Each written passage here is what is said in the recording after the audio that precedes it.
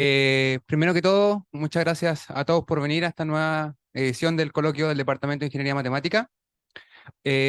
Hoy tengo el agrado de presentar al profesor Miguel Ángel Goberna. He tenido el agrado muchas veces de compartir con él y he disfrutado no solamente de su conocimiento en el área de las matemáticas, sino su conocimiento en otras disciplinas. Eh, Él es doctor en matemáticas de la Universidad de Valencia. Actualmente es profesor emérito de la Universidad de Alicante. Puedo decir que fue uno de los fundadores del departamento de matemática de la Universidad de Alicante y uno también de los responsables del prestigio que hoy en día tiene dicho departamento. Eh, el profesor Goberna cuenta con más de 150 artículos publicados, más de 1500 citas, destacados libros en el área. Es uno de los principales contribuyentes en el área de programación semi-infinita. Una de las monografías más clásicas es escrita por él, y también fue editor de la revista Transaction Operational Research, más conocida como TOP, durante el año 2013 a 2016. Eh, Como dije anteriormente, dentro de...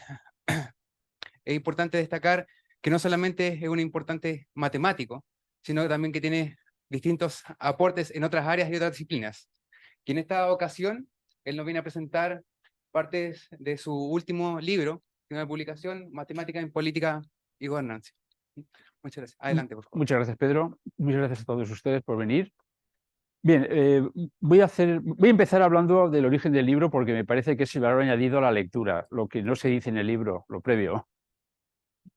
Bien, esto nos circula. Antes ha pasado. ¿Quieres ver? De acuerdo. Este es el libro en cuestión, está ya en el mercado y la presencia aquí de todos ustedes obedece al interés por un tema más que por el interés por mi persona o por otros aspectos, como por ejemplo dice Marcus Di Santoro en un mensaje que nos mandó hace unos días. Se interesó por el libro y le mandamos el PDF, miembro por su parte. Bien, me tengo que remontar a Grecia porque me gusta hablar del pasado. Los griegos hicieron dos aportaciones muy importantes a la civilización occidental. La democracia por un lado y por otra parte el método deductivo. Las matemáticas son lo que son hoy gracias a ellos. Entonces era una materia empírica como la física. Pero poner el orden en todo este magma de resultados conocidos, diferenciar postulados de teoremas, etcétera, es obra de los griegos. Y hay que poner dos personas que podrían ser los prototipos, serían Pericles para la parte política y Euclides para la parte matemática. La fusión de ambas cosas tiene que ver en cuanto que esta palabra que aparece acá es el término que utilizaban los griegos para referirse a los ciudadanos que se desentendían de las cosas relativas a la polis, la ciudad, que para ellos era el Estado también. Como griego no sabemos, pero sí sabemos leer. Aquí vemos iota, delta, iota, omega, tau, eta, zeta. Idiotes. Se les llamaba a las personas que se desinteresaban por las cosas públicas. Este término fue tomado por los psicólogos del XIX y lo utilizaban para designar una banda del grupo de inteligencia deficiente para ellos, ¿no? Hacían los test de inteligencia, las clasificaciones, se veía una banda, de ahí pasó al lenguaje ordinario. Es el origen de la palabra. Voy a hablarles del génesis del libro. En el año 2000, yo era editor del Departamento de Matemáticas y monté un curso, un ciclo de conferencias acerca de las matemáticas en el mundo real. Invité a un conocido político que en ese momento había dejado la política temporalmente porque habían surgido dos casos de corrupción en su entorno y consideró que tenía que dejarlo. Este es Josep Borrell, muy conocido en Europa porque es algo así como ministro de Exteriores de la Comisión Europea. La Comisión Europea es el órgano que gobierna a la Unión Europea y este señor es el que se ocupa de las relaciones internacionales. Se llama oficialmente Alto Comisario. Bueno, no importa. En cualquier caso, yo fui su anfitrión, charlé mucho con él, lo presenté y nos dio una charla bastante interesante porque, claro, se sentía libre de hablar, puesto que ya no pensaba volver a la política y salía de la política un poco rebotado. Así que tenía buenas razones para alargar. Y contó muchísimas cosas. Hice luego una crónica para el periódico local porque me pareció que era interesante divulgarlo. Bueno, el título de la charla era Matemáticas en Política. Luego hablaré muy brevemente acerca de su biografía. Luego, en el 2000, recibí una invitación por parte de una editorial de libros cortos, se llama RBA, para aportar un folleto, digamos, un libro cortito de como 80 páginas acerca de las relaciones entre ambas cosas. El editor me conocía.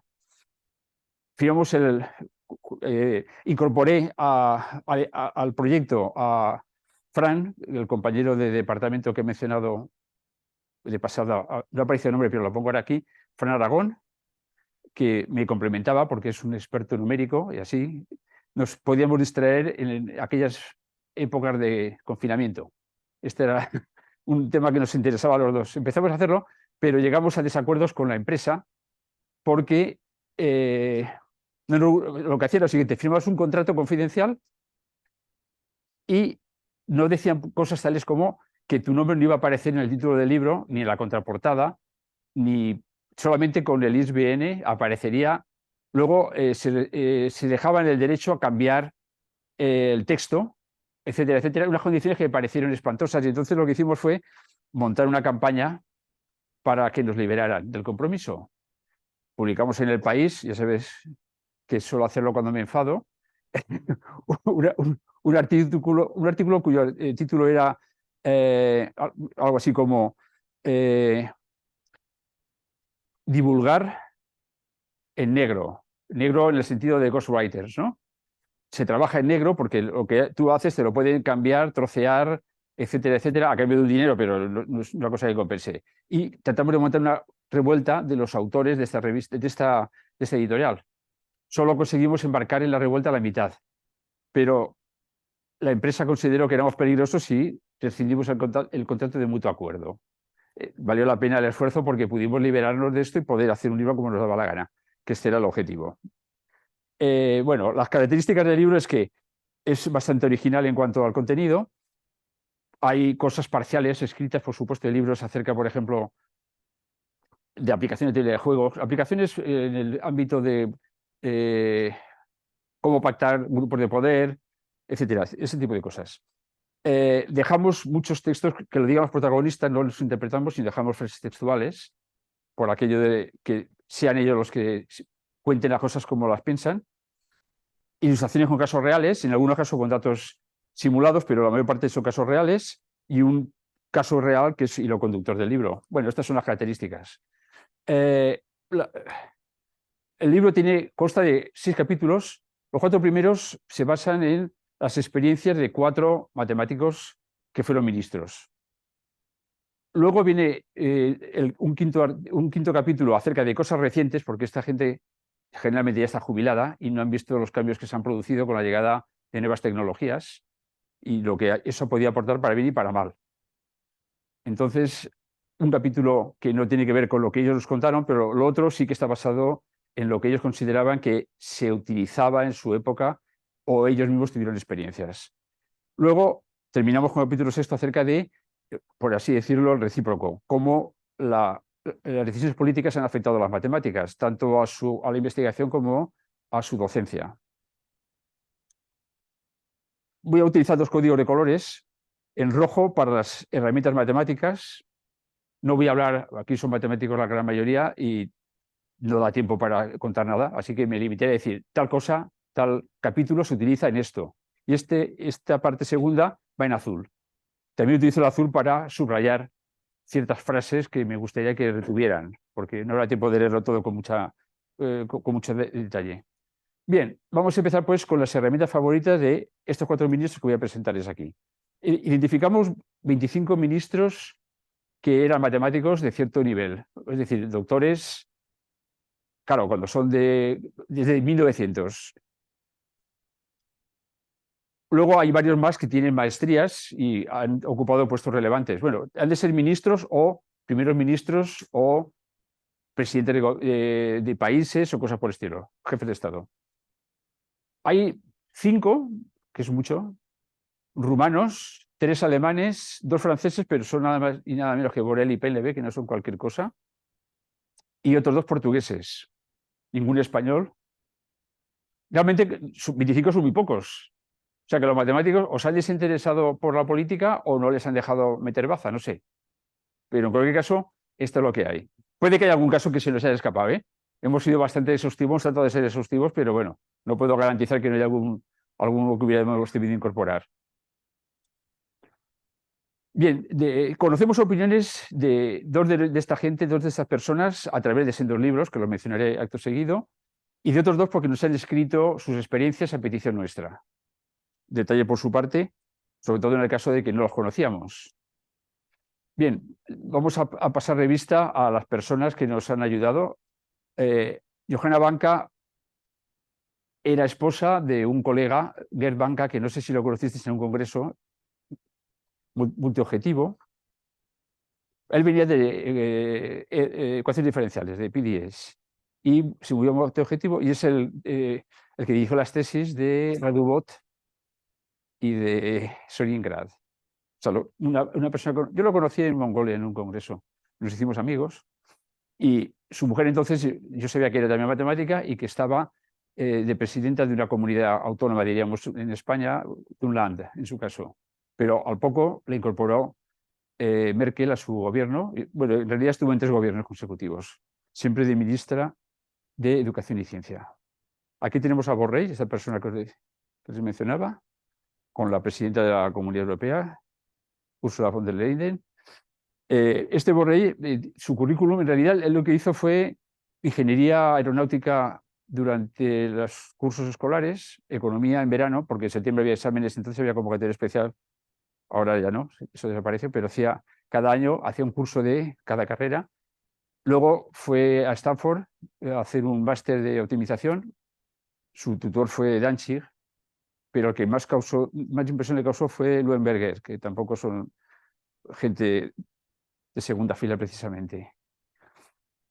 Nuno Crato, a este lo contacté simplemente porque regresó a la vida académica cuando dejó el ministerio, y lo busqué en Masseinet, apareció, le escribí y se prestó, y luego nos aportó un texto con su experiencia muy interesante, que debo agradecerle públicamente porque no es muy normal que sean tan generosos en hacer ese esfuerzo de escritura cuando es a cambio de nada, simplemente porque le parecía que era bueno digamos, para la comunidad. Aquí aparece Ehud Barak, que fue primer ministro, bueno, ministro varias veces y luego primer ministro, y que fue invitado junto con Yasser Arafat por Bill Clinton a las conversaciones de Camp David 2000, que se presentaban como una oportunidad única para conseguir un acuerdo entre palestinos y israelitas. No lo logró. En fin, y después ha pasado lo que ha pasado. Él escribió un libro, he puesto aquí entre paréntesis referencias. Este es un libro que escribió que se llama My Life, una vida al servicio del Estado o algo por el estilo. Él era militar y es casi un libro de aventuras. Participó, por ejemplo, en la venganza de los israelitas contra los palestinos que mataron atletas israelíes en la Olimpiada de Múnich. ¿Os acordáis, no? Él iba disfrazado de mujer, era el líder del comando, como era pequeñajo y era el que tenía menos aspecto masculino, pues se vistió de mujer y no tuvo ningún problema. Se lo cuenta muy bien. Es muy divertida la lectura del libro. Bien, voy a empezar por hablar de lo más elemental, estadística básica. Aquí tenemos una gráfica aparecida en pantalla de Fox News. Como se trata de algo malo, porque se trata de la tasa de desempleo, interesaba demostrar a esta cadena de televisión que las cosas iban mal, es decir, que había bastante paro. Y nos encontramos que el 8,8 de este mes de marzo está por debajo del 8,6 de noviembre de acá. Es decir, se hacen manipulaciones de datos numéricos, se convierten en gráficas, te lo venden, a una primera visión uno se da cuenta de esto y sacas evidentemente la impresión de que va fatal y pues no, es al revés. Bueno, es un ejemplo porque hay una colección. Simplemente explicamos cómo se nos puede engañar por parte de los políticos o de los medios de comunicación afines manipulando los datos en una cosa tan burda como puede ser las gráficas. Hay cosas más sofisticadas, desde luego. Otra cuestión interesante es la estadística de mentiras. Joe Biden, durante sus primeros 100 días, largó una diaria, un poquito menos. Donald Trump 5. Es un poco sorprendente. Bueno, estas cosas hay que tomárselas con prudencia porque La forma de medirlas depende de quiénes sean los verificadores, por supuesto. Pero bueno, esta impresión que tiene uno de que por la derecha se dicen más mentiras, lo ratificó desde el punto de vista científico, digamos, un grupo de 20 personas dirigido por González Bailón, que es un español que trabaja en Estados Unidos, socióloga, un equipo mixto de académicos y de personal de Facebook, y llegó a la conclusión de que de los 208 millones de mensajes, de los cuales no todos evidentemente eran fakes, pero había una cierta cantidad de ellos, los que eran fakes circulaban exclusivamente entre círculos de derecha. Es decir, 97 frente a 3%. Eso quiere decir que la derecha compra mucho más las mentiras que la izquierda. Dato objetivo, 208 millones de Facebook no es una broma. Esto está ratificado por unos experimentos similares en España, por ejemplo, y siempre dan cosas parecidas. López Obrador es un gran productor, produce 60 mentiras diarias, pero claro, hay que decir que como se pasa 2 horas diarias con su programa de radio, aquí habría que ver cuántas se lanzan por hora o por minuto para poder normalizar. Pero el número es bastante apabullante porque supera a Trump en 12 veces. No está mal. La probabilidad, todos sabemos que es al fin y al cabo una modelación del concepto de frecuencia relativa.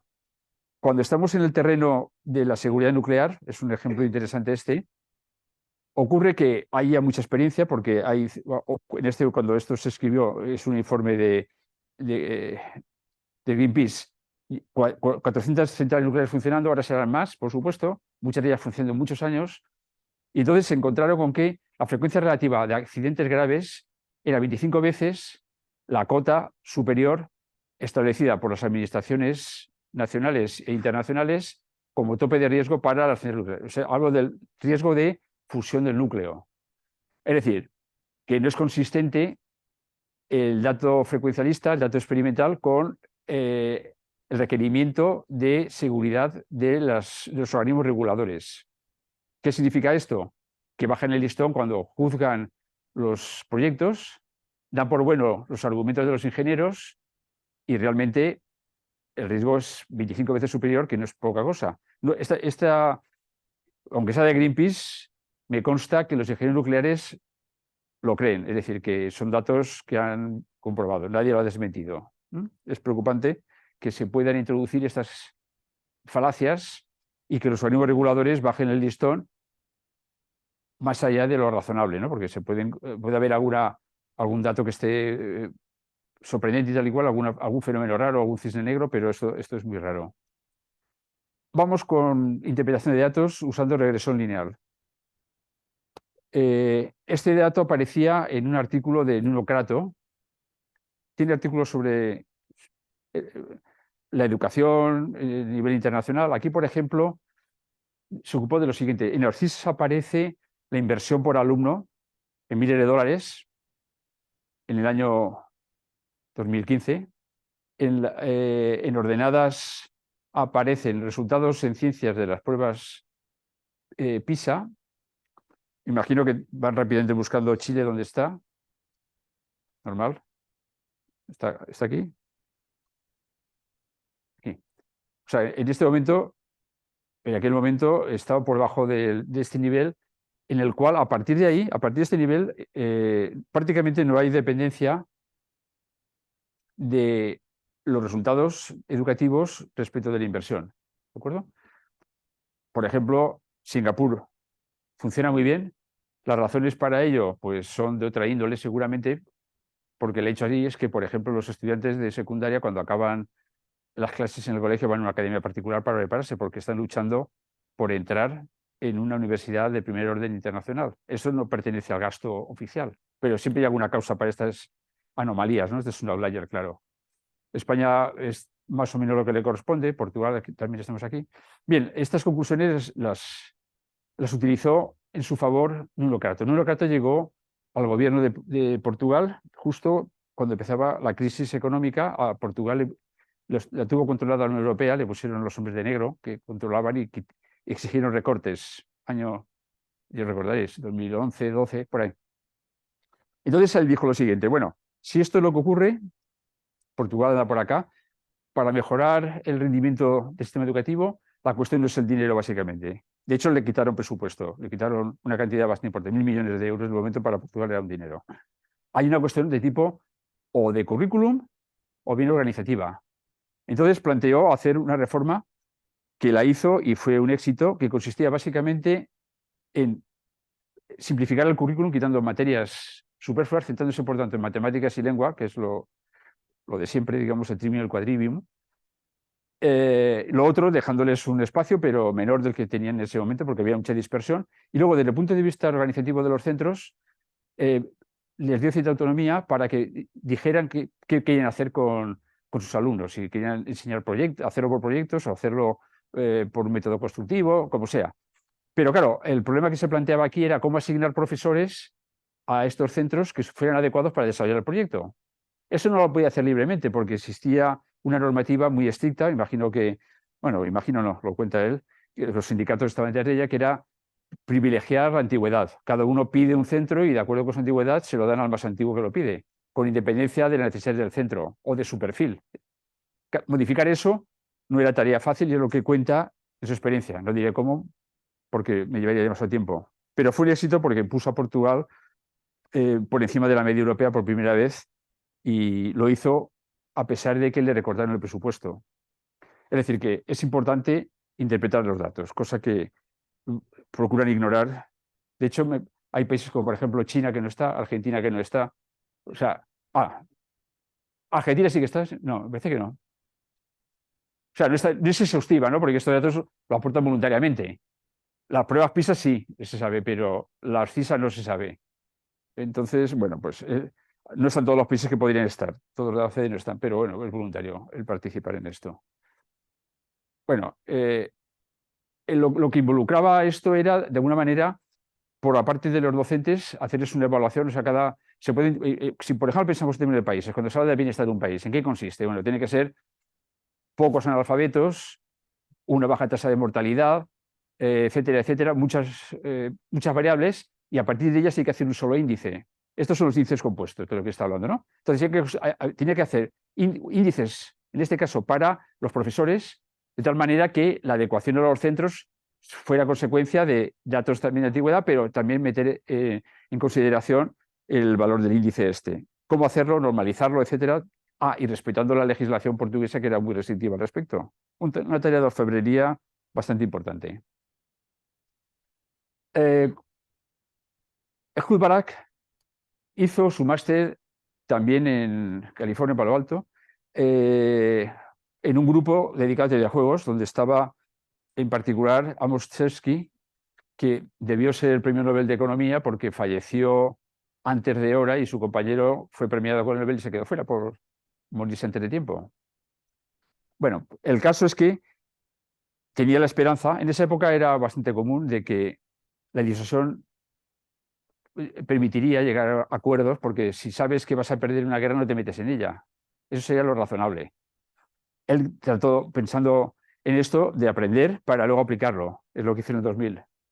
Pero llegó a la conclusión de que, bueno, en realidad ya lo sabía Portesky, de que cuando existe mucha presión emocional sobre las partes, no se llega a un acuerdo. La teoría del juego funciona realmente en situaciones de tranquilidad, por ejemplo, cuando se trata de llegar a acuerdos económicos entre países para repartirse los gastos, los costes de una infraestructura común, un dique, un aeropuerto, ese tipo de cuestiones, pero cuando hay fuerte emocionalidad es muy difícil que funcionen las cosas. En particular, pudo temer, por ejemplo, que si él cedía, le pasara como a Isaac Rabin, que lo asesinó un religioso, un ortodoxo.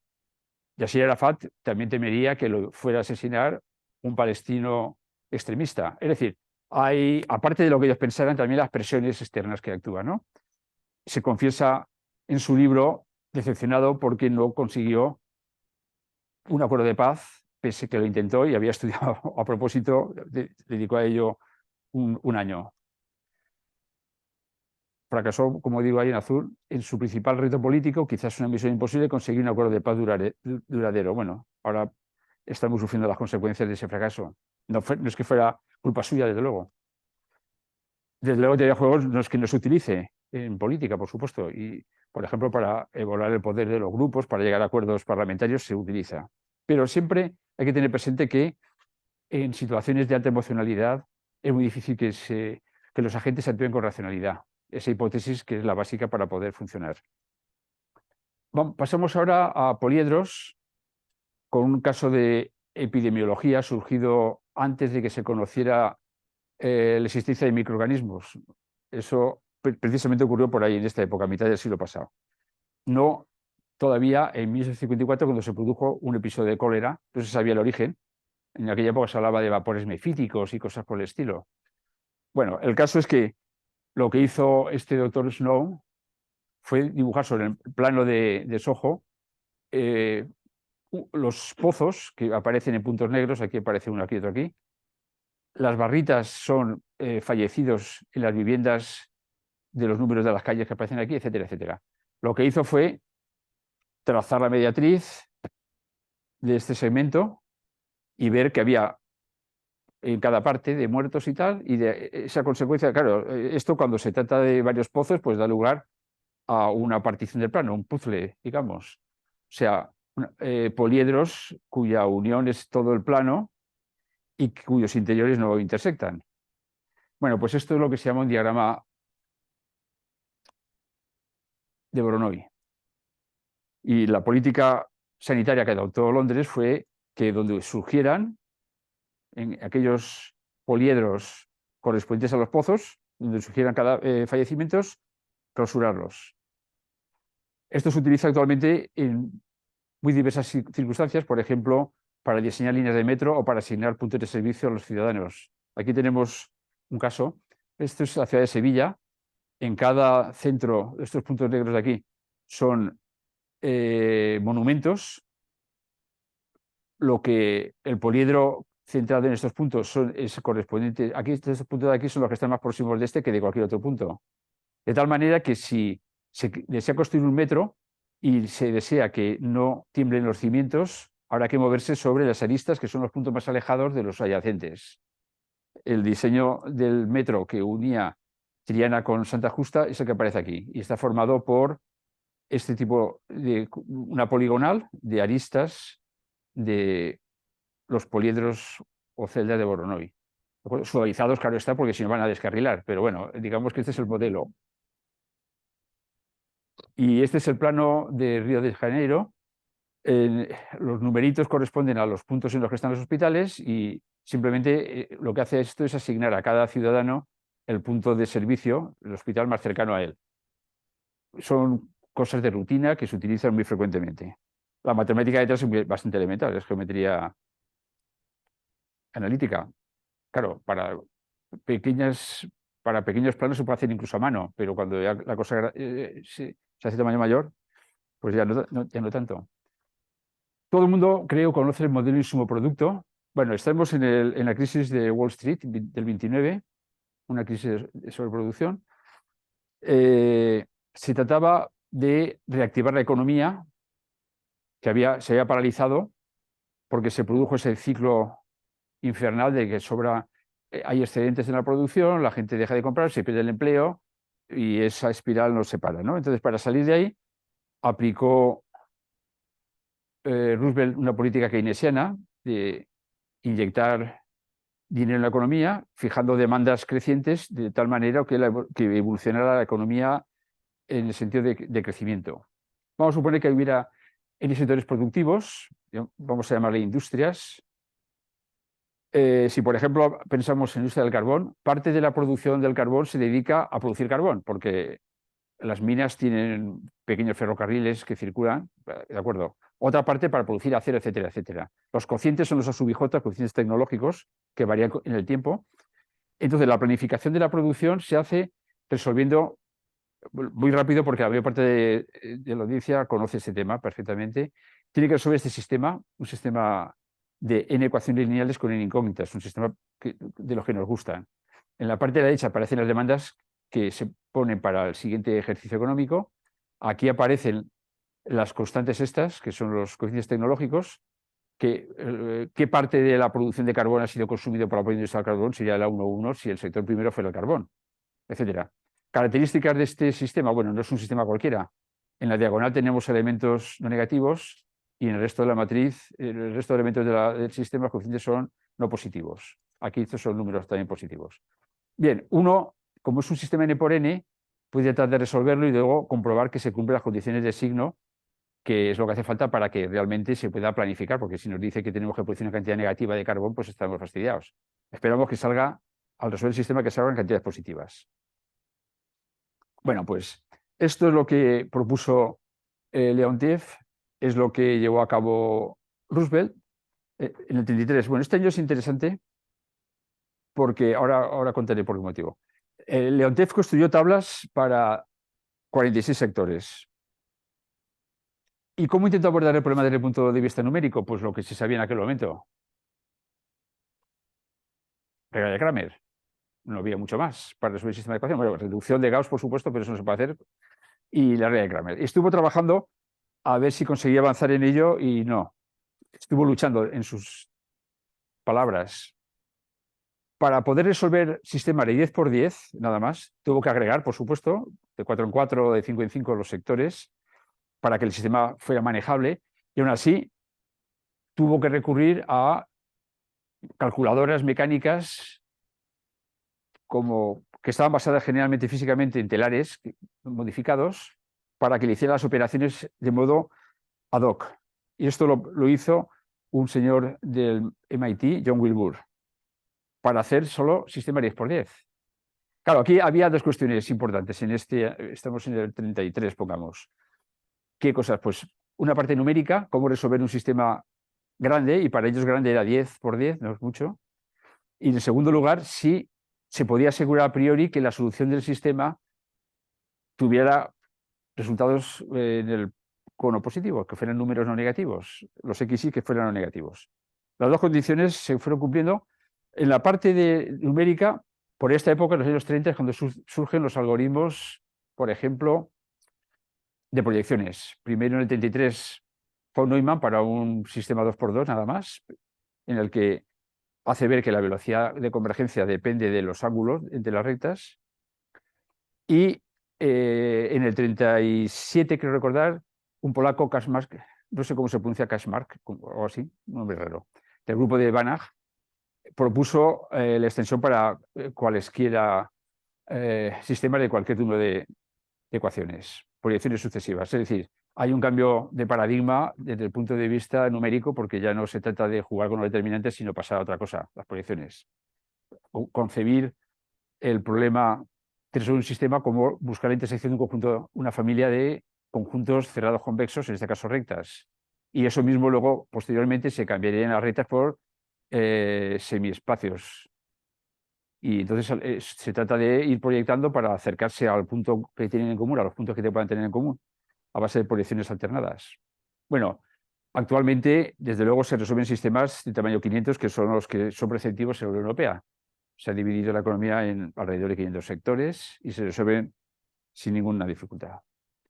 Bueno, y la parte teórica la resolvió ese teorema de Hawking-Simon del 49, o sea que durante 16 años estuvieron jugándose la vida cada vez que resolvían el sistema con muchísimo esfuerzo, asustados de que les diera algo negativo, porque les tocaría repetirlo.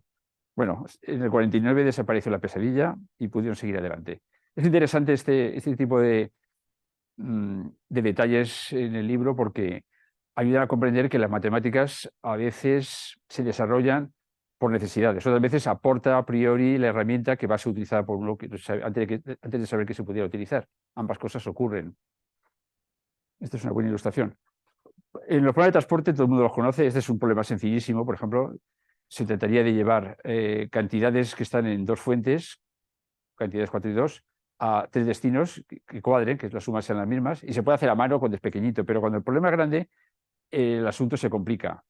La nomenclatura va a ser esa que hemos visto en la figurita, es decir, A sub is para las cantidades ofertadas, B sub i para las demandas, y los costes para cada arco que aparecen ahí dibujados, y se llaman X sub i j las incógnitas, que son P por Q, si son P las fuentes y Q los destinos. Es decir, un número que se puede hacer muy grande si hay muchas fuentes y muchos destinos. ¿Qué es lo que pasaba? Ahora veremos al acabar la Guerra Mundial con el Pentágono. Las restricciones son ecuaciones lineales, P más Q, es decir, que había muchas menos ecuaciones que variables, que son P por Q. Se mantienen restricciones físicas, pero además hay una restricción que se imponía en aquel momento y es que el coste de la operatividad no excediera una cantidad limitada. En todo caso, había que abordar pues, problemas de tipo más general que el anterior. Ahora tenemos hiperplanos por acá, estos son mejor hiperplanos, semiespacios y semiespacios, y no se puede resolver esto porque no tiene solución única para ver si se cumple esto de acá. Es decir, que hay que ir a la resolución de sistemas de inecuaciones. En términos de tamaño, ¿qué es lo que ocurría con el Pentágono al acabar la Segunda Guerra Mundial? Pues que tenía establecidas por el mundo como de 2.000 a 3.000 bases, según cuál sea el criterio de lo que es una base o lo que es un destacamento, a las que había que proveer, por ejemplo, de diésel o de armamento, etcétera, etcétera. Un problema gigantesco que en aquel momento no se podía resolver, más que troceando. Lo que hacían era coger áreas y decir, vamos a poner aquí este pequeño grupito para que fuera la situación del principio, algo que se puede hacer de pequeño tamaño. ¿Cómo encajar todo esto? Es el problema que se le planteó a Danzig. Le pidieron que Danzig había estado haciendo su tesis doctoral en Berkeley, la dejó para incorporarse al Pentágono en el 39, se había venido la Guerra Mundial. En esa época, cierto día llegó a clase tarde y se encontró en la pizarra una lista de problemas. Él pensaba que era trabajo para casa, pero eran problemas abiertos. Uno de ellos era relativo a optimizar en un espacio de dimensión infinita, pero que una estructura bastante peculiar, que es la que tiene el problema dual de semi-infinita lineal. Una estructura facial, de manera que lo que importaba es que si era capaz de describir cómo se pasaba de cada vértice al siguiente, mejorando la función objetivo, pues conseguiría una sucesión que, si convergiera, pues lo haría posiblemente al valor del problema. Bueno, esta idea que tuvo interrumpió sus estudios. Bueno, le pareció muy difícil el problema, por cierto, pero claro, que era novedoso lo que estaba haciendo, no lo sabía. Si lo hubiera sabido, dice, no lo hubiera intentado. Si hubiera sabido que era un problema abierto, pensaba que era un problema que estaba ya resuelto. Era tan vital el problema que ya consiguieron financiación para un ordenador que les permitiera resolver esto. O sea que la creación de los ordenadores también responde, evidentemente, a necesidades prácticas, en este caso de política de defensa. El precio de la electricidad es algo que nos produjo un gran dolor de cabeza, en particular en Europa, hace un par de años, así en el 21, 22, porque se cortó el suministro de gas desde Rusia. Hasta entonces había funcionado de modo más o menos razonable.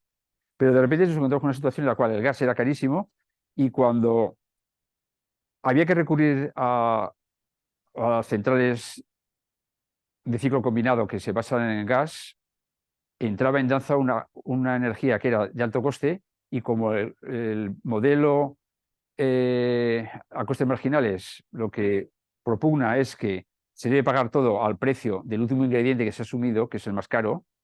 Si el resto son casi gratuitos, por ejemplo, la energía hidráulica, generalmente las centrales nucleares están ya amortizadas. Las solares y las eólicas tienen bajo coste y rápidamente se amortizan.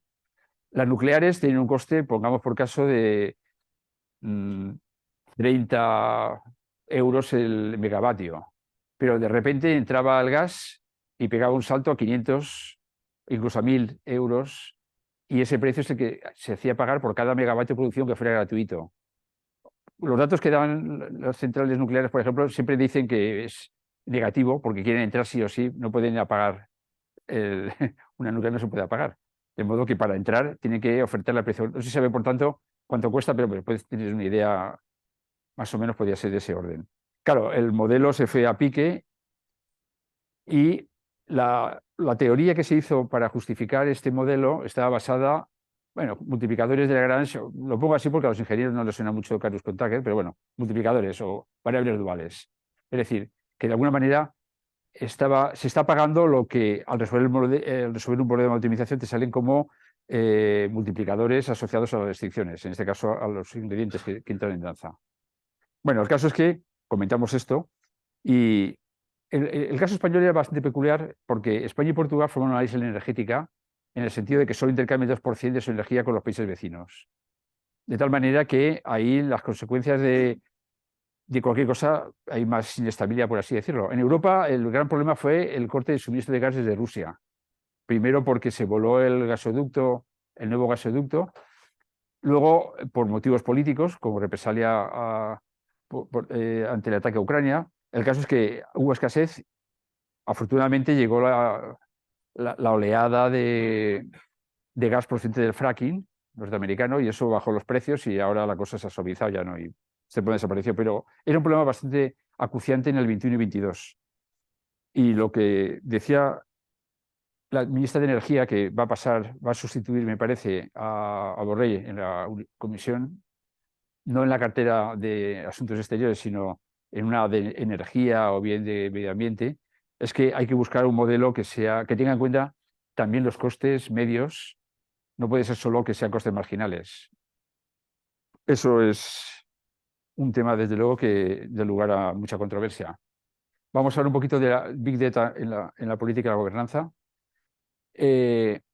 Inicialmente se utilizaban, ya casi desde el principio, las encuestas a los votantes, que se hicieron muy mal al principio, contamos casos, pero bueno, aquí no tengo tiempo para dar con detalles.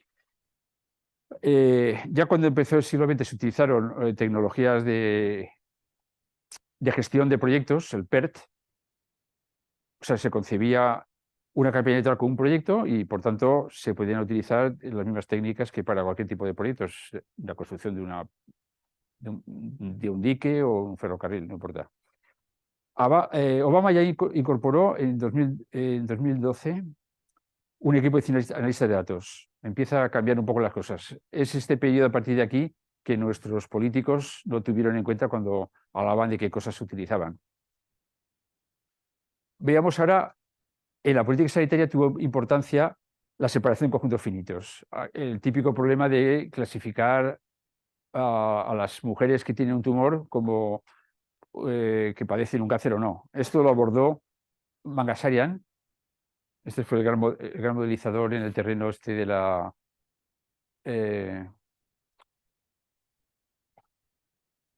eh, inteligencia artificial, se puede decir, o machine learning mejor, ¿no? Aprendizaje automático. Bueno, el asunto estriba en que tiene que hacerse, por ejemplo, la separación, imaginemos, de un conjunto azul de este conjunto amarillo, y eso no se puede hacer, por ejemplo, de modo lineal. Este es un truco que cuenta en uno de sus artículos. Se le ocurrió hacer una aplicación de R2 en R3 de tal manera que las primeras coordenadas las deja en paz y la segunda lo que hace es tomar la suma de los cuadrados, la norma al cuadrado.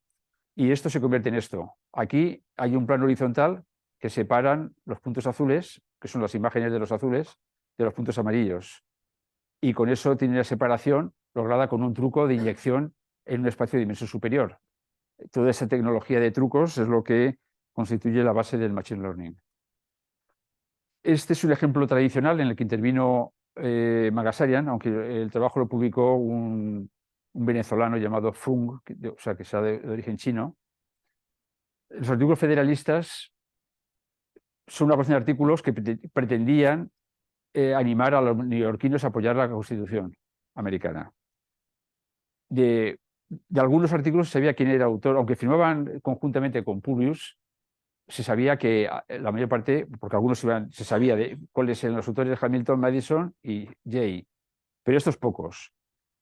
El asunto es que había 12 artículos que no se sabía a quién asignar. Y este problema ha sido atacado desde distintas ópticas, desde la estadística y también desde el machine learning, del aprendizaje automático.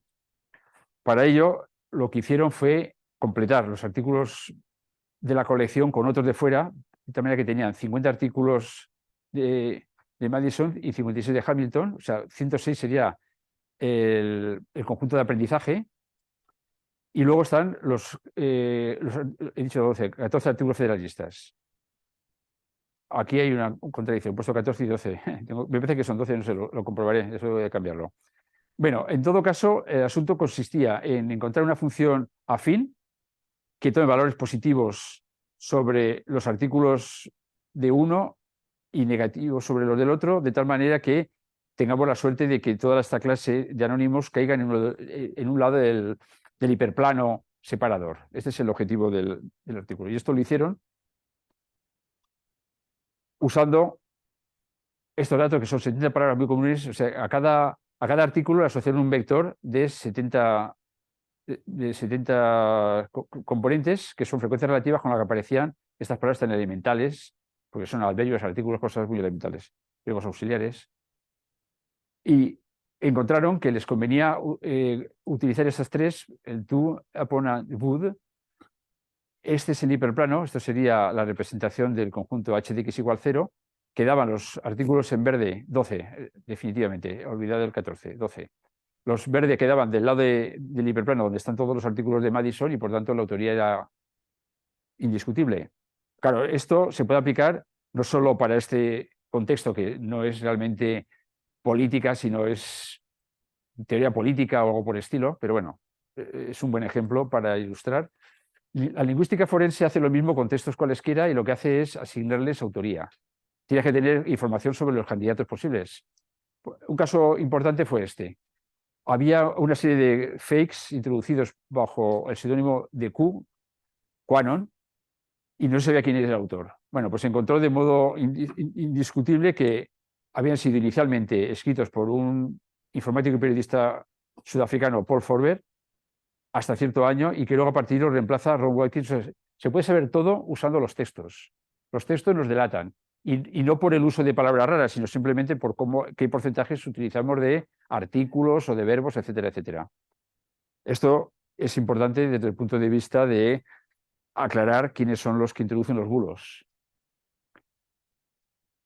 Esta informática, Frances Haugen, denunció a Facebook por hacer algo que desde el punto de vista ético es bastante dudoso, que sería utilizar el miedo y la ira para que circularan más los mensajes. Claro, el número de mensajes condiciona el precio de la publicidad, lo que se va a cobrar. Y eso es un incentivo importante. Denunció la empresa en cierto momento.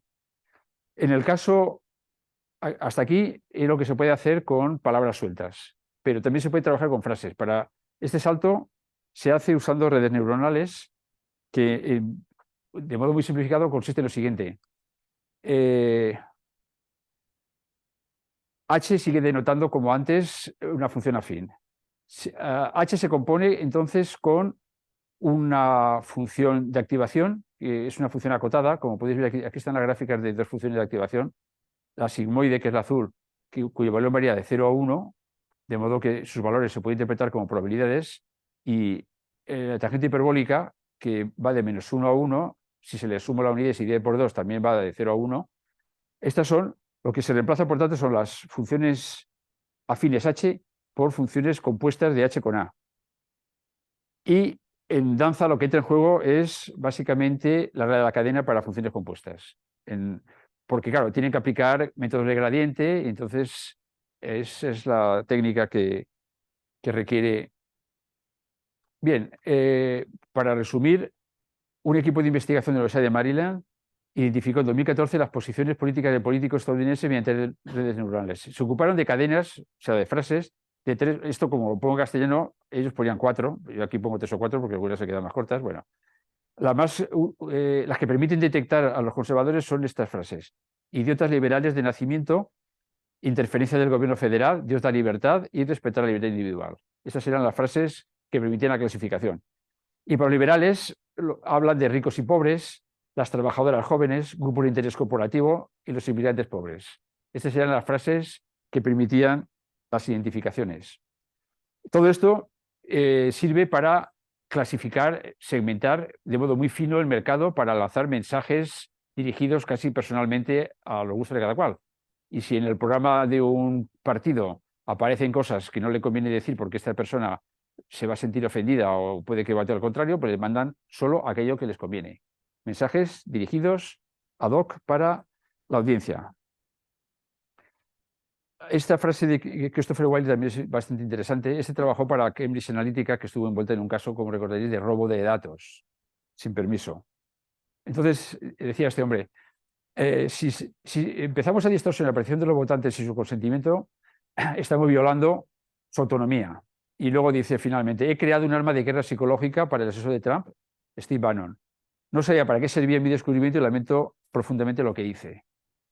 Esto es lo que ha habido hace unos pocos años. De todo esto, naturalmente, no pueden hablar los políticos estos que ya están jubilados, como yo. El teorema isoperimétrico tiene su aplicación desde el punto de vista jurídico para detectar casos de gerrymandering. Jerry, este era el gobernador de Massachusetts, eso es, cuando diseñó distritos de esta forma. Un humorista gráfico con esta forma tan extraña hizo un dragón, una salamander, y la fusión de las palabras Jerry y Mander da origen a esta palabra, este neologismo. Bueno, el caso es que la Constitución americana establece proporcionalidad cuando hay elecciones, un hombre un voto, pero eso cómo se sustancia cuando a veces el voto vale más para unos que para otros. Esta es la cuestión que llegó a los tribunales y que ayudó a resolver el teorema isoperimétrico. Ahora veremos cómo. El principio de un hombre un voto, este caso, en la elección del Congreso de 2012, los demócratas en Pensilvania obtuvieron más de la mitad de los votos, pero menos, pues, casi la cuarta parte de representantes. Evidentemente, una selección injusta. Claro, ¿cómo haces eso? Pues diseñas un distrito en el que estén todos los enemigos, todo el partido contrario, y el resto los repartes para que estén en minoría y de ese modo consigues representantes al Congreso, en número muy superior a lo que les correspondía. Eso hay que limitarlo. Así que hubo denuncia y el Tribunal Supremo, la Corte Suprema de Pensilvania, rediseñó los distritos siguiendo ese concepto. El teorema isoperimétrico establece que es el círculo la figura más redonda en el sentido de que minimiza el ratio del perímetro al cuadrado dividido por 4pi por el área. Entonces, esta medida de redondez, si es descabellada porque es altísima, significaría que ha habido una conculcación de la regla de un hombre un voto. Este es el argumento que ha aportado Stanford, Universidad de Stanford, los que actuaron de asesores del juez o de la corte. Otro caso, aquí viene a ser lo mismo, esta historia. Carolina del Norte y Michigan había ligera mayoría de votantes demócratas y, sin embargo, 9 de 13 y 9 de 14 fueron republicanos. Siempre en danza el rediseño de los distritos. De hecho, en el Senado pasa también lo propio, pero claro, es más intocable, porque son estados. Y en ese caso también, en las últimas elecciones, hubo 13 millones de votantes demócratas por encima de los republicanos y el Senado se compuso al revés, tuvieron mayoría, la minoría tuvo mayoría. Bueno, y por último, y aquí pasaré revista de modo muy fugaz, algunas decisiones políticas, algunas que afectaron a las matemáticas y su enseñanza. Hablamos del caso soviético, por ejemplo. Hay un periodo del 28 al 31 que es un periodo de terror donde ocurren cosas como lo que le pasó a este señor Ramzin, director del Instituto Tecnológico de Moscú, será ingeniero. Fue condenado a muerte por ser un enemigo del pueblo, un inmundo saboteador, un traidor que había discutido la intervención militar de la URSS con miembros del gobierno francés. Sin embargo, fue considerado insustituible para el instituto, regresó al antiguo puesto y acabó recibiendo el premio Stalin. Es decir, que de ser ejecutado o de estar condenado a un gulag, pasó a convertirse en héroe nacional simplemente porque era necesario. El concepto de justicia cojea. Hay muchos casos de estos. El caso más famoso es el caso Lusin, que ha dado luego mucha controversia porque se involucraron muchos matemáticos importantes, Alexandrov, Lyapunov, y muchos de ellos en contra de Lusin. Lusin era un tipo bastante raro del que podría hablar horas, pero no tengo tiempo. Sin embargo, los factores positivos vencieron los negativos y la matemática soviética alcanzó en los años 60 su punto más alto. ¿Qué factores positivos? Pues era barata, de modo que no necesitaban dinero de la administración para avanzar. Permitía resolver problemas reales, etcétera, etcétera. Había puestos de trabajo en abundancia para los matemáticos porque todas las instituciones docentes los contrataban. Todo eso superó a los aspectos negativos, que sería el terror que tenían de hacer algo de lo que te pudieran culpar. Por ejemplo, a Lusin le acusaban de publicar sus mejores artículos en Occidente. Él estaba en contacto con matemáticos franceses y publicaba allí, y en lugar de ser un honor que publicara una buena revista occidental, lo veían como que estaba ayudando a los franceses. Eran matemáticas. Una tontería. Bueno, pasamos. Los guetos fueron abolidos a raíz de la Revolución Francesa, como todo el mundo sabe. Hasta entonces tenían que trabajar internamente y eso, claro, condicionaba mucho sus salidas profesionales. Cuando ya se les permite movilizarse, hay una eclosión que ocurre a lo largo del siglo XIX con distintos ritmos en todo Occidente y sobre todo en Europa. Hay muchísimos matemáticos judíos en el libro, ahí hacemos una lista de ellos. En Alemania, en particular, las leyes de exclusión nazi redujeron el número de estudiantes nada menos que un 82%, entre 32 y 39. La principal ley era la del 34, pero empezaron antes ya a marcharse profesores y alumnos. En el 34, el ministro de Cultura nazi, Goebbels, preguntó a David Hilbert si el Instituto de Matemáticas de Göttingen había sufrido ya la expulsión de los judíos. ¿Sufrido? No, no ha sufrido, Herr Minister, ya no existe. Esa fue la respuesta. Bueno, este tipo de situaciones son interesantes. El caso húngaro es interesante porque es el primer país en el que se desarrollaron competiciones matemáticas para estudiantes de secundaria. De nivel superior los había habido incluso en España, pero esto lo hizo ese concurso EDVOS, que es el origen de las Olimpiadas Matemáticas. Y triunfó claramente en los países vecinos para empezar y luego en todos los socialistas y poco a poco al resto de los países. La competición, la resolución de problemas y la competición favorece el interés de los muchachos, aumenta el interés por las matemáticas. Y eso, bueno, ha dado lugar a una playa de investigadores, no solo en matemáticas, sino en física particularmente. No basta con tener buena voluntad para hacer una reforma. Por ejemplo, el caso americano fue interesante. Desde el 1934 existía el Bourbaki, que tuvo como empeño vencer a la matemática antigua, considerada antigua, la matemática resolvía problemas, había que hacer estructuras dentro de las cuales los problemas se resolvieran casi de modo trivial. Esta es la idea, sí hay que expresar en pocas palabras. Coincidió en el tiempo con movimientos estructuralistas también, en la lingüística, Chomsky, tal.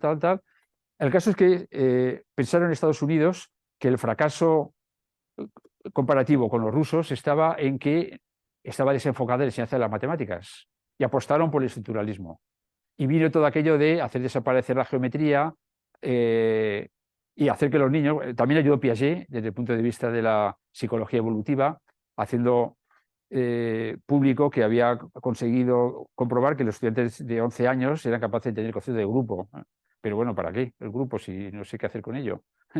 El problema es que los profesores no sabían para qué servía todo ello, los padres tampoco, y fue un fracaso. Y por eso el infierno está pavimentado de buenas intenciones. Los exilios es una invención hispana. Tenemos el honor de haber expulsado a todo aquel que nos ha molestado.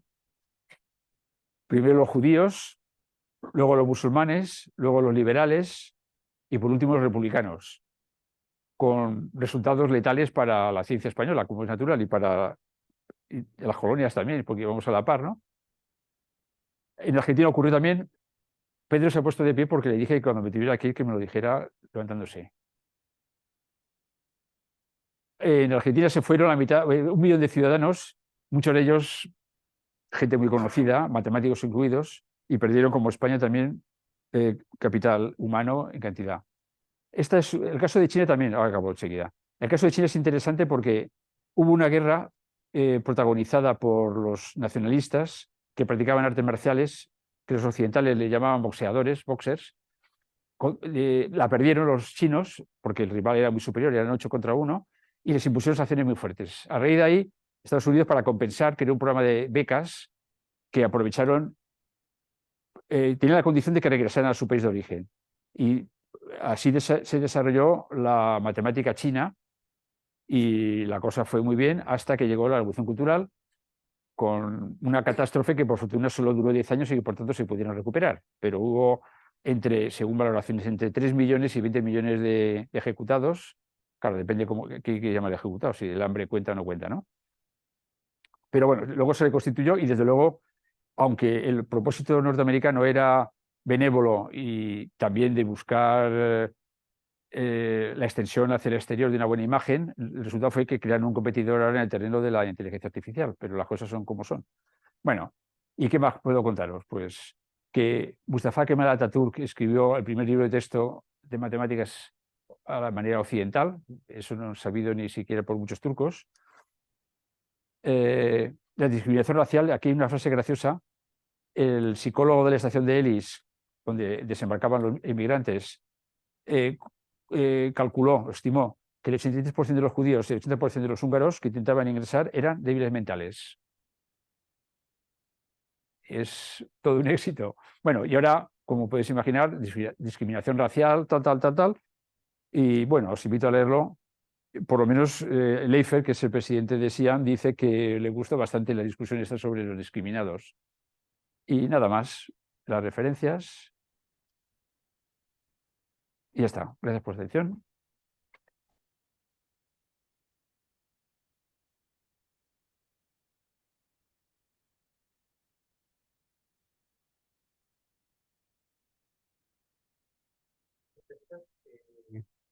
¿Preguntas, consultas, dudas?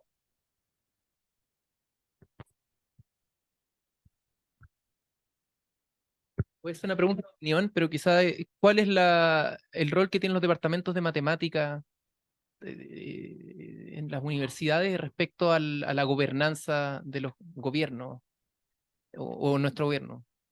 Poco. Hombre, se les incorpora como asesores, estén en la sombra, posiblemente, pero no tienen generalmente acceso a los puestos de responsabilidad, no. La política la ejecutan abogados y economistas, sobre todo. Y detrás hay asesores que no son, evidentemente, sus consejos seguidos, parece obvio, por desgracia. No estaría mal que hubiera un poco de incorporación de racionalidad a la política. Creo que estaría bien. Gracias.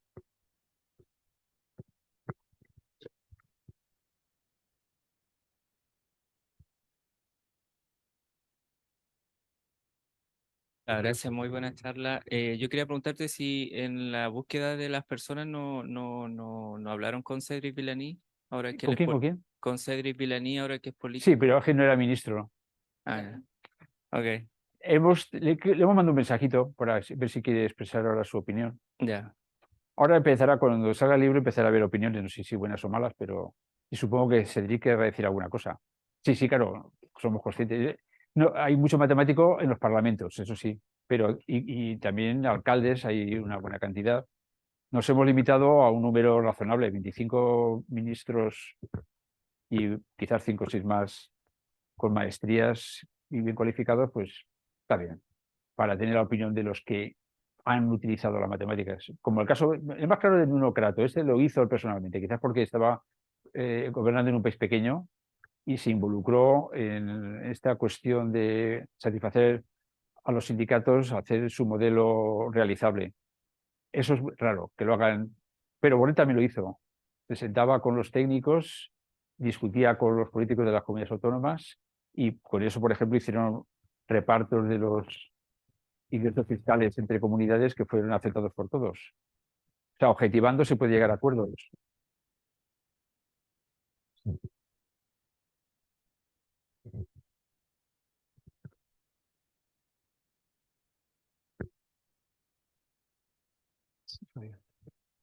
No, muchas gracias, Miguel Ángel, por la excelente presentación. Solamente una pequeña crítica que tú me vas a comprender.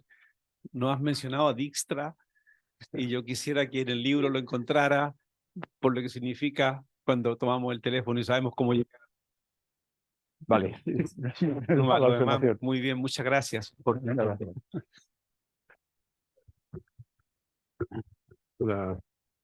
Muy bonita la charla, muy interesante, los tópicos son provocadores, etcétera. Una primera cosa es saber si indagaste en la cuestión de la opinión de los políticos en general sobre la matemática como como una herramienta, en fin, que no fueran ellos más. Por ejemplo, aquí en Chile yo tengo recuerdos más importantes, que feminista, también, que decía que él se ufanaba, o sea, en su discurso era estar orgulloso de no tener idea de matemáticas o su ignorancia más absoluta, y sin embargo había triunfado en la vida a ese nivel. Ah, Eso fue una cosa que a mí me chocó y creo que debe haber ejemplos por ahí, porque eso hace bastante daño. Sí, sí, claro que sí. Gente que ningunea la matemática Sí, sí, desde desde su luego. cargo y desde la pura ignorancia, No, lo que pasa es naturalmente. que queríamos hacer un solo volumen y entonces Claro, claro. no podíamos. Hemos incluido alguna frase, pero más bien del signo contrario. Por ejemplo, Lincoln, que escribió lo siguiente, grosso modo. eh, yo voy a hablar de demostración y no sabía si eso aplicaba a las cosas que yo argumentaba.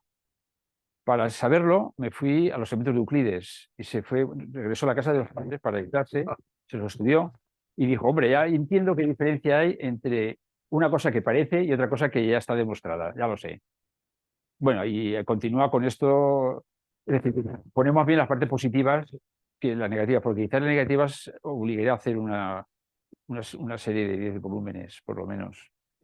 Oye, una segunda cosa, no sé si tienes datos como para ver alguna tendencia de si es que va mejor o va peor esto, digamos. Los Me matemáticos. parece que la irracionalidad va en aumento.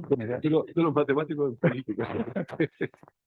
Y es consecuencia un poco, creo que, del predominio de las redes sociales sobre los medios de comunicación tradicionales. Es un combate desigual porque si, por ejemplo, aparece una calumnia en un medio tradicional, los jueces tienen que actuar.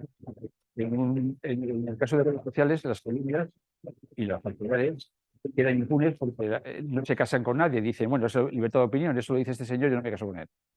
Y hemos visto que cuando se transmiten mensajes de odio, circula mucho más. En consecuencia, solo una regulación, que no sé cómo se podría hacer. Bueno, y luego está también el tema fiscal. Las empresas, o sea, está por una parte la parte judicial y luego la parte fiscal. Las empresas de comunicaciones están en un cierto lugar y pagan impuestos, mientras que el otro es una cafetería que tienes licencia en un país fiscal. Bueno, parece. Eh, guarida fiscal, ¿no? Entonces, con esas dos condiciones es muy difícil que se pueda competir porque la diferencia estriba en que los medios de comunicación verifican. Pueden reducir las noticias que les son incómodas a la última página, pero van a aparecer y poner en grandes titulares las que les convienen. Hay manipulación de tamaño, pero no de hechos. ¿Por qué? Pierden la credibilidad si se demuestra que es falso. En las redes sociales no, es impune todo. ¿Cómo se podría eso evitar? Pues no lo sé. El mensaje, el fake llega muchísimo más que pueda llegar las cosas, la verdad. Y luego la pereza de los lectores que prefieren leer un titular y se olvidan del resto. Es decir, no se dan cuenta de que faltan las fuentes. Ante una noticia en la que no hay fuentes, no debes creértela. Chao, eso es para borrar. Pero no se dan cuenta. Y eso triunfa. Eso viene de no sé, porque por desgracia las jóvenes generaciones están en esa práctica que llaman ellos informarse a través de las redes sociales. Mala suerte. No lo veo fácil cómo se pueda eso evitar. ¿Alguna otra pregunta?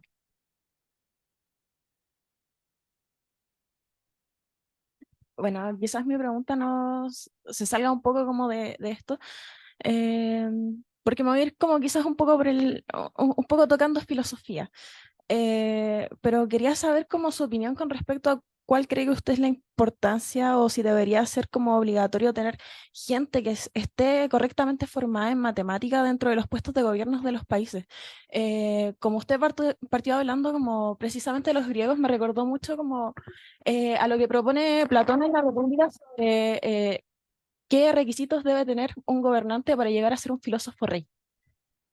Me parece una buena pregunta y me gustaría ser optimista, pero los que triunfan llevan una motosierra o, o- o son antivacunas o cosas disparatadas. No sé, me gustaría mucho, pero ¿cómo vamos a poder imponer eso? Va a ser muy difícil. Desde luego, sería lo ideal que la gente tuviera una cultura científica mínima, ¿no? Lo que hizo Lincoln, no sé de matemáticas, pues me entero y a ver si entiendo qué diferencia hay entre un argumento que me parece razonable y una verdad que se sigue de las premisas. En fin, no sé si la respuesta es esperanzadora, creo que no, pero ya me gustaría. Muchas gracias.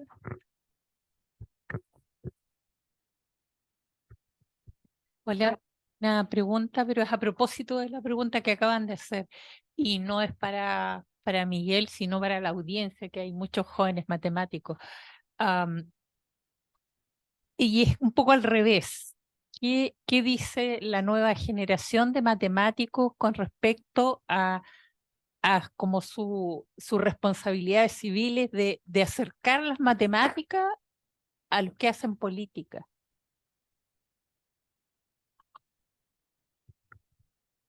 No tienen que contestar ahora, solo para la reflexión, pero en el fondo que haya, o sea, que es un juego de varias partes. ¿Por qué esperar que los políticos nos hagan la política, nos hagan los sistemas?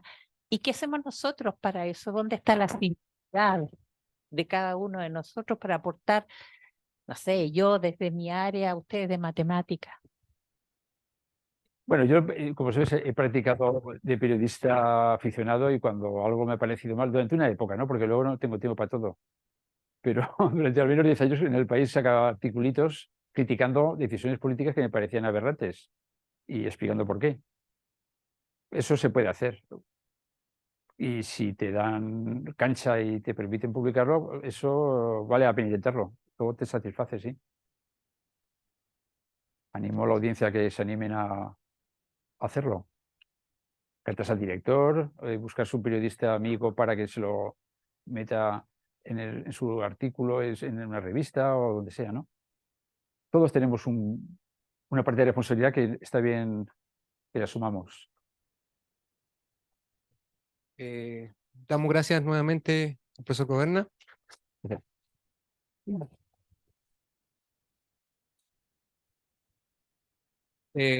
Tengo entendido que hay un cóctel. Sí, a ver, Ah. quinto piso. Qué bien. Qué bien. Gracias, Bueno,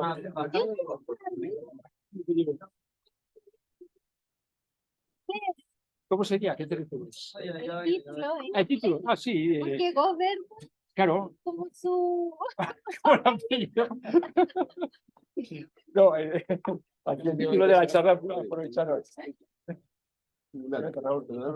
Bueno, Había una lámina, había una yo decía, después de la Revolución Francesa se terminaron los gulags. no, los gulag, no, los guetos. No, Los guetos. no, Siempre gulag, guetos. Ah, vale. Guetos. Por la Revolución Francesa. Yo No, pensé los que guetos, la los guetos. Revolución No, los política. guetos. No sé, quizás vi mal.